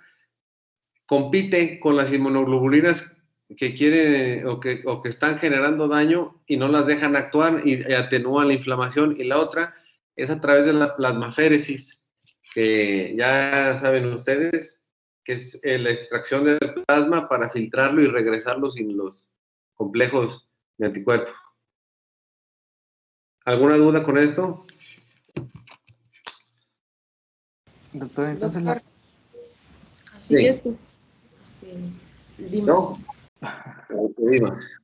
si quiere, bueno, la plasmaféresis, ¿qué se le, o sea, cada qué tiempo se tiene que hacer? Es como una diálisis, ¿no? Bueno, por el concepto de sacar la sangre y regresarla filtrada, pues sí. Desde ese punto de vista sí es parecido. La plasmaféresis se utiliza en casos a lo mejor que son graves para empezar, solamente por el tipo de procedimiento que representa. Es caro, es mucho más caro que la terapia farmacológica y no muchos centros la tienen. Desde el punto de vista de dónde te la puedan ofrecer, por ejemplo. Ahora, desde el punto de vista médico, como cuando uno tiene todos los recursos, la sugerencia que se observa es que se deje como última alternativa cuando la respuesta o los tratamientos como las inmunoglobulinas no te dan muy buena recuperación. Y cuando están en plasmaféresis, son pacientes, por supuesto, que están hospitalizados. A lo mejor de forma ambulatoria se pudiera beneficiar de algún otro tratamiento, pero la plasmaféresis es para los que están hospitalizados o que están en terapia intensiva. Estos pacientes, como ves, además del tema de la plasmaféresis, se les da tratamiento de soporte en general. Y lo más importante es la asistencia mecánica ventilatoria. Pues estos pacientes sin eso pueden fallecer por falla respiratoria. Perdón. Sí, gracias, doctor. Perdón, Carlos. Ahora sí, ¿alguien iba a hacer otro comentario? Sí, yo, y no te preocupes, Dimas. Bueno, yo había leído que también el síndrome de Guillain-Barré es secundario a una infección del herpes virus, el herpes zóster. Sí, de hecho, yo les comentaba que el Campylobacter jejuni es el más frecuente, pero en realidad está así, de lo que yo leí, tranquilamente había asociación con 15 padecimientos infecciosos antes de que se desarrollara el síndrome de Guillain-Barré. Es decir, se ha asociado a 15 infecciones distintas. Hasta a cirugía lo han asociado. Y, por ejemplo, dependiendo de la etiología, sería como la variante. O sea, no, fíjate que yo no encontré relación. Es una buena pregunta. No encontré relación entre etiología y variedad clínica. Lo que sí es que cuando se tiene la enfermedad activa, también es importante tratarla. Por ejemplo, la infección por Campylobacter puede empeorar el Guillain-Barré simplemente aumentando la respuesta inmunológica o generando un escenario inflamatorio. Por eso es importante también, además de darle tratamiento de soporte al Guillain-Barré, también darle tratamiento a la enfermedad con la que se está asociando. Pero no, a lo que tú preguntas, etiología con variedad clínica, no, yo no encuentro relación, o no encontré por lo pronto. Gracias, doctor. De nada. ¿Qué otra cosilla?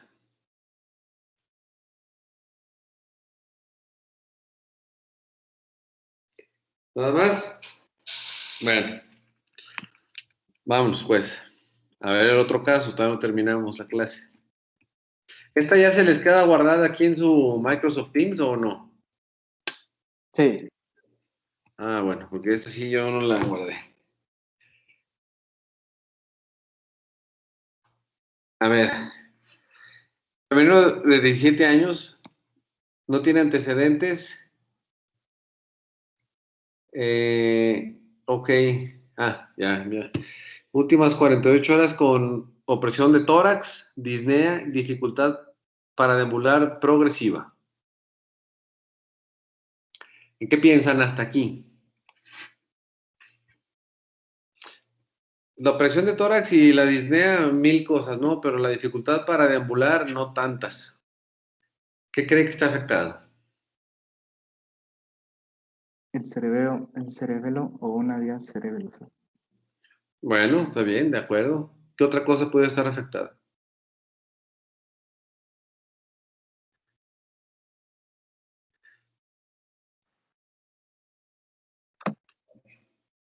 ¿Por qué causa tendrías dificultad para caminar? Ya dijeron una. Por un tema de Podría ser, equilibrio. Ajá. puede ser también por afección a los ganglios basales. Ok, otra causa. ¿O qué otra causa? Los núcleos vestibulares por la cuestión del equilibrio. Bueno, ahora, si ese paciente, yo te digo, lo sientan y no tiene desviación del tronco a ningún lado, le hacen dismetría de los brazos, o sea, maniobras para dismetría, disdiadococinesia de los brazos y algunas maniobras para ver función de cerebelo y en los brazos está totalmente respetada, ya con esos datos y aparte, las enfermedades de los ganglios basales se expresan también en las 4 extremidades. Entonces, si tengo solamente las piernas con déficit, ¿en qué lugares puedo ir pensando? En médula espinal. ¿En qué? En médula. Médula. ¿Qué nivel? ¿A partir de qué nivel para que sea exclusivo de piernas? De lumbares hacia abajo. ¿De qué? No, a ver, ¿me pueden repetir, porfa? De segmentos lumbares hacia abajo. Tal vez también puede ser afectada la propiocepción para... Claro, la cuestión sensitiva, ¿no? Sí, si uno no siente lo que pisa, pues también hay dificultad para deambular o ataxia sensitiva. ¿Qué otro nivel por encima de los niveles lumbares no involucran todavía los brazos?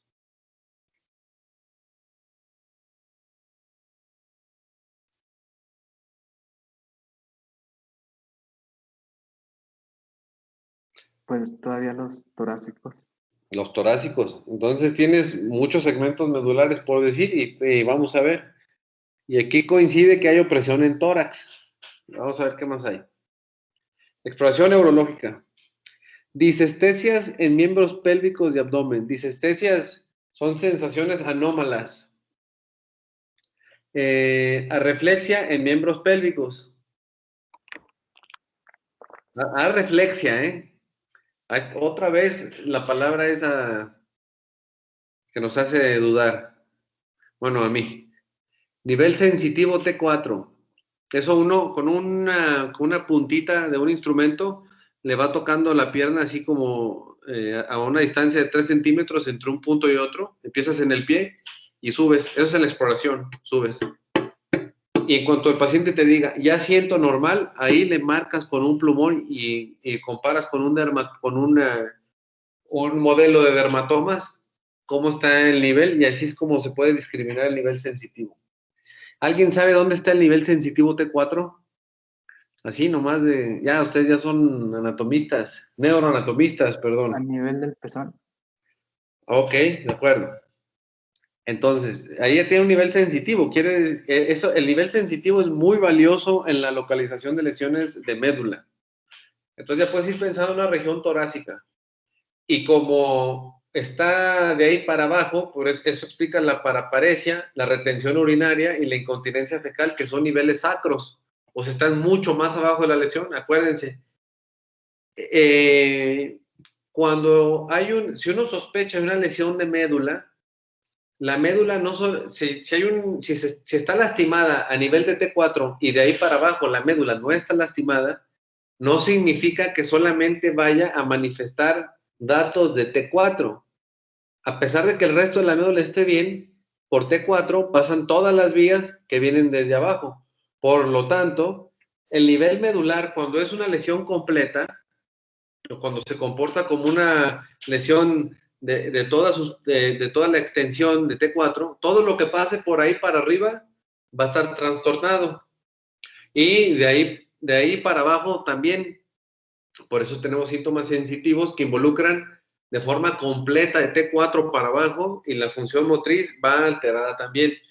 A lo que voy es que a pesar de que esté afectado T4, eso significa que la función de ese nivel para abajo, cuando se trata de una lesión completa de médula, así sea leve o moderado o grave, que abarque toda esa superficie en un corte transversal, va a estar afectado la totalidad de la médula de ahí hacia abajo. No solamente el nivel aislado de T4 y T5 normal. Es a lo que me refiero. De T4 hacia abajo, todo.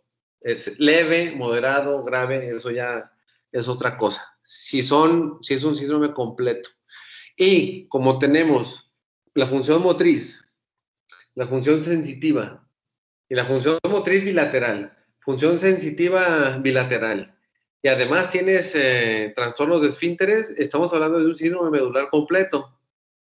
Completo en cuanto a topografía. A gravedad, por supuesto que no se comporta como una sección de médula porque hay preservación moderada de la función. ¿Me explico? Sí. Bueno, Sí. ok. Entonces, laboratorios y el líquido cefalorraquídeo le salen linfocitos. Que si usted está sospechando y bien, muy buena la sospecha de que es una lesión de médula, ¿qué le van a pedir al paciente? ¿Por qué van a solicitar?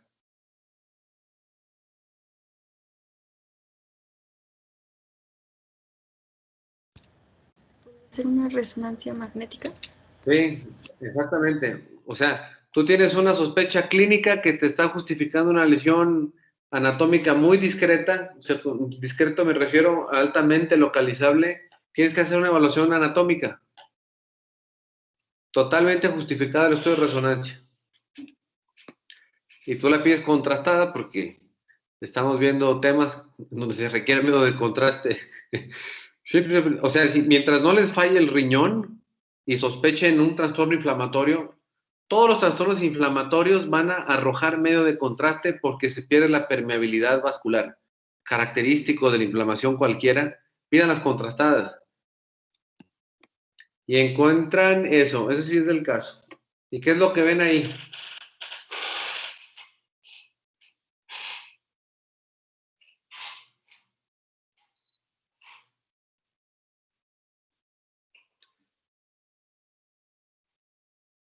A ver, ¿hay algún doctor, alguna doctora que quiera hacer el comentario? ¿Qué estudio es este? Es una resonancia magnética. ¿Qué corte es? ¿Qué proyección? Es sagital. Sagital, ¿y qué secuencia tiene? Es secuencia T1. A ver, segundo, T1, ¿por qué es T1? Porque solamente en T1 se puede contrastar una resonancia magnética. Bueno, ok, sí, aquí dice, yo puse contrastada, pero estas personas me dieron algo que yo no les pedí. Ve bien la Bueno, imagen. entonces T2. ¿T2 por qué? Porque el líquido cefalorraquídeo se ve de color blanco. Exactamente, este es un T2, exacto. ¿Y qué le ves de curioso esto? Bueno, Que también la médula, no, dime, adelante. que también la médula reforzó como de una manera hiper intensa.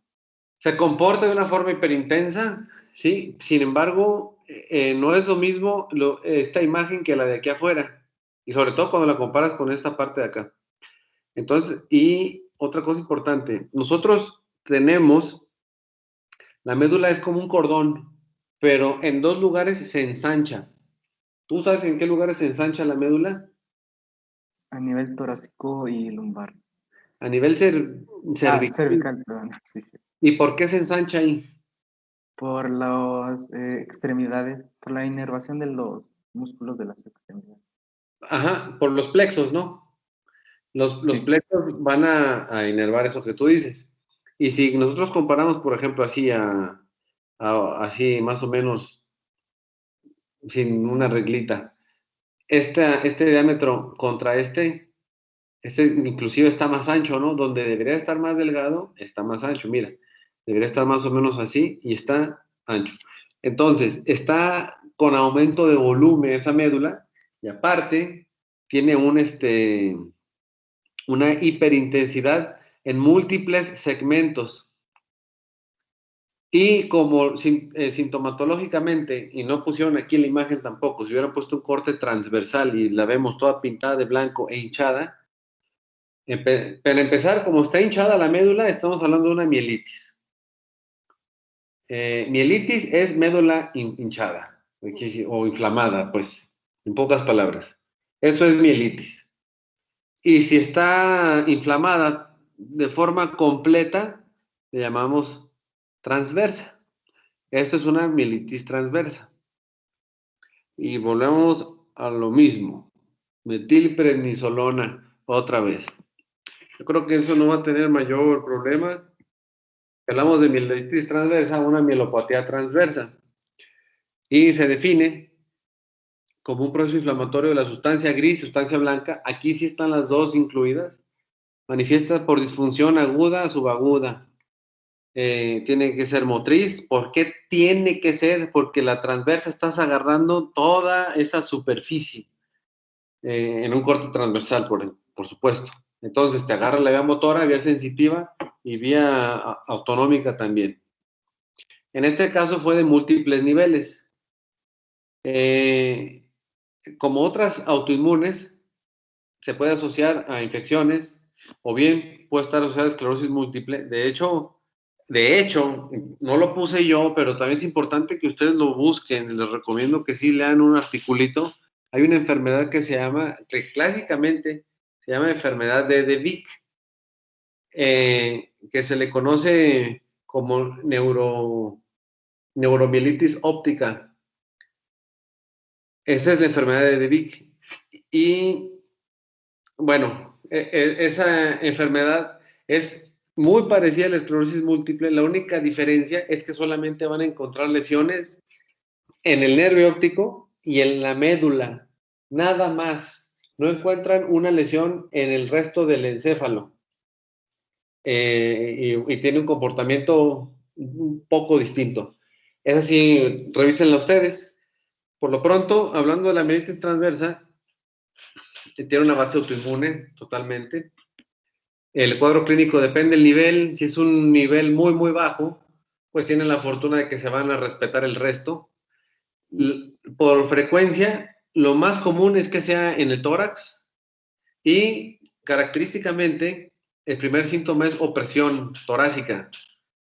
Y luego aparece el déficit motriz, sensitivo y pérdida de control de esfínteres. Si ustedes se acuerdan, por ahí yo les puse una enfermedad en donde no se perdían el control de los esfínteres. ¿Se acuerdan cuál era? Que sirve clínicamente para distinguirla de esta. La resonancia muestra cambios de señal asociados a inflamación en general. Es decir, se va a ver hiperintenso y puede captar, por supuesto que va a captar medio de contraste. También sirve para descartar otros tumores porque esta sintomatología De hecho, nosotros, un socio y yo, operamos una señora hace poco con una hernia cervical, no me acuerdo, era como C8 más o menos, y le dijeron que tenía mielitis transversa, porque clínicamente es muy parecida, nomás que esta fue una hernia de disco, que apachurró la médula, o que la apretó, en fin. Sí tiene sus diagnósticos diferenciales y la resonancia, o sea, tú sospechas en mielitis y la resonancia te sirve para ver si no era un tumor lo que la estaba apretando y dando todos esos síntomas, o si era una hernia de disco o cualquier otra cosa. El tratamiento es manejar enfermedad primaria, si acaso está asociada a alguna enfermedad infecciosa, y en los casos idiopáticos, lo mismo que el resto de las enfermedades desmielinizantes. O le das esteroides, y a ver, platíqueme, ¿cuál es el esteroide más importante que hemos visto hasta ahorita? O el único, mejor dicho. Metilprednisolona. Sí. Ojo, estamos hablando de enfermedades desmielinizantes, no de trauma de médula. El trauma de médula, muchos años se utilizó también metilprednisolona y al final concluyeron que no era buena idea porque no cambian los resultados a largo plazo en trauma. En enfermedades desmielinizantes sí, pero en trauma no, a pesar de que los dos sean procesos inflamatorios. La cosa es que la fisiopatología es muy distinta, la inflamación por un trauma que por un proceso desmielinizante o una enfermedad autoinmune. Para las autoinmunes, metilprednisolona.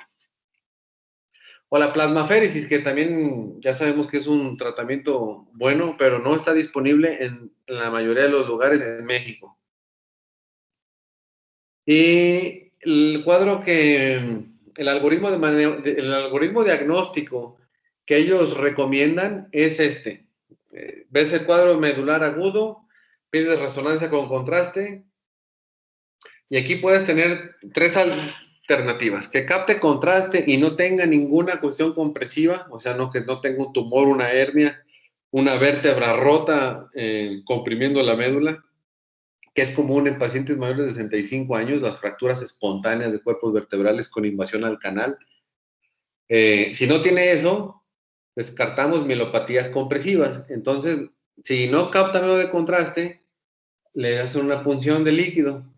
Si el líquido no capta, si no observan pleocitosis, o sea, aumento de células, y una IgG elevada, tienen que repetir la punción.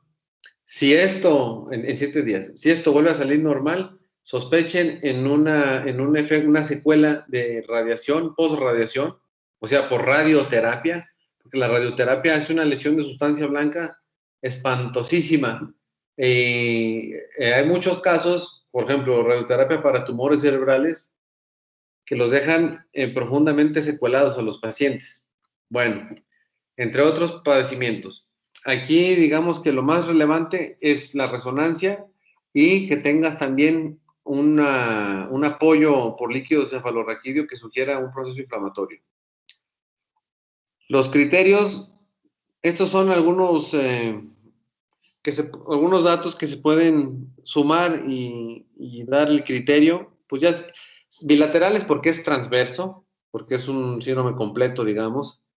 Nivel sensitivo definido, la inflamación de la médula, justo lo que estuvimos viendo, si tiene pleocitosis, si tiene anticuerpo, hiperproteinorraquia, tiene que captar al gadolíneo, totalmente necesario, porque estamos hablando de un proceso inflamatorio, y generalmente el comportamiento clínico pueden empeorar hasta el día 21, y a partir de ahí o se resuelve parcial o totalmente, o no progresa al menos.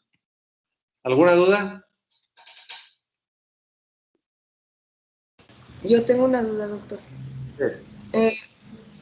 Mielitis transversa se quería, o sea, lo transverso, el término transverso era porque era todo, o sea, de que se inflamaba toda la médula espinal completa, ¿o cómo?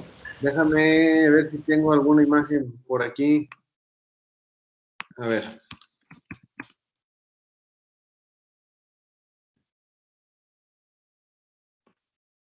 Para que eso que preguntas es muy importante.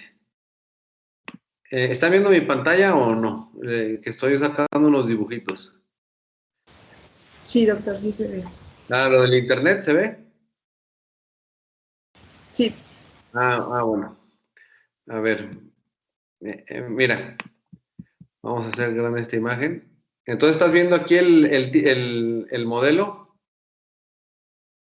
Sí, doctor. Transverso, mira, longitudinal sería este eje. Y transverso sería exclusivamente este segmento, o sea, esta línea así. Eso es transverso. Transverso es la totalidad de la médula viéndolo así. No longitudinal, no. Es un segmento discreto o específico longitudinal con una extensión transversa completa. ¿Quedó claro? Ok. Sí, gracias, doctor. ¿Segura? Sí, sí, sí. Longitudinal es toda la médula a lo largo de la médula, literal. Sí, exacto. Transverso nada más es un segmento, pero es toda la médula. Transversos, como ustedes les llamaban, bueno, no sé ustedes, pues, pero alguien por ahí mencionó los cortes en galleta, que me llamó la atención, que esos cortes en realidad se llaman cortes de Yakovlev. Esos son cortes transversos de médula. Se refiere a esa extensión, no a la longitudinal, porque la longitudinal estás hablando de cervical, torácicas, lumbares. No, eso no. Es así, un corte axial, básicamente. Gracias, doctor. Nada, ¿alguna otra duda?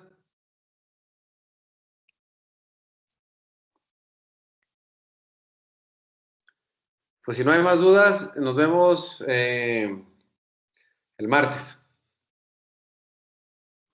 Ya dijo. Gracias, Bueno, doctor. Yo sí nos tengo vemos. una Muchas duda, doctor. gracias. Ajá, adelante. Doctor, Sí. para la clase de hoy a los que nos toca presentarnos, ¿es en el mismo salón que